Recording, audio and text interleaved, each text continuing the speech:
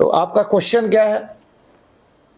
कि कुछ लोग धार्मिक होने का दिखावा, तो ये धार्मिक होने का दिखावा भी हमने बता दिया आपको, और ये भी बता दिया कि उन्माद को लोग कष्ट, जो कष्टकारी है जिनको उन्माद, उसको वो देवता समझकर रोजाना खेल रहे हैं। और ये उन्माद हमारे यहाँ पिछले 20-30 साल से देखने में ज्यादा आता है कि जब माताएं बहनें किसी संकीर्तन में जाती हैं तो उनके सिर घूमते हैं, और जैसे सब में ही खाटू श्याम जी आ गए, सब में ही बालाजी महाराज आ गए, सब में ही ये आ गया। तो जो तत्व है वो शांति चाहता है, और हम शोर वाले मुहाने पे पहुंच जाते हैं। तो जहां संकीर्तन हो रहा है, ढोल बज रहा है, वहां पहुंच जाते हैं।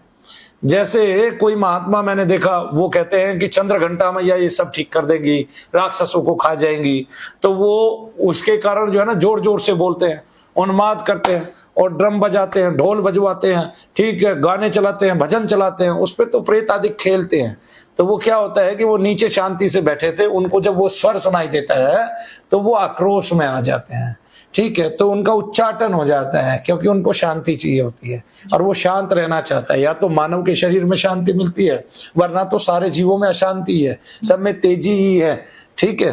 तो मानव के अलावा पूर्ण रूप से, सत्य रूप से कोई शांति कदा पाया ही नहीं है, सनातन रूप से कभी किसी को शांति नहीं मिलती है। तो सब जीवों में मानव इसलिए श्रेष्ठ है। और सबसे बड़ी बात, ये जीवन आपको 84 लाख योनियों के बाद मिला है। अगर ये बात सत्य है तो ये जीवन बड़े पुण्यों के बाद मिला है, इसमें पाप कर्म आपका कोई नहीं है। और जो कहते हैं हम प्रारब्ध के वश जो हम ऐसा कर्म कर रहे हैं या ऐसा भोग रहे हैं, तो प्रारब्ध से आपका केवल स्वभाव बनता है, जो लगातार निरंतर बनता आता है, और उसके भाव मन में होती है, और मन वे स्वभाव ग्रहण करता है, और इस जीवन में उन्हीं स्वभाव में वो रहता है।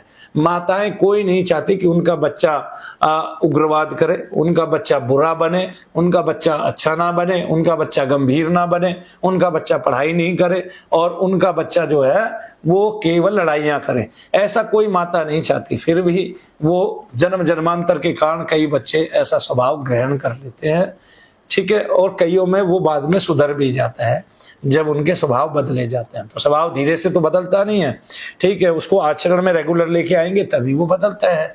जैसे मेरा स्वभाव, मेरा चित्त चंचल हुआ करता था, लेकिन अब 20 साल से एक ही काम कर रहा हूं, तो उसकी चित्त की चंचलता कहाँ चली गई समझ में नहीं आ रहा है। तब मंत्र ने मन का त्राण किया, उसको शांति मिली, और वो शांति ईश्वरीय ऊर्जा में परिवर्तित हुई, और वो ऊर्जा आज दुनिया भर के चमत्कार दिखा रही है।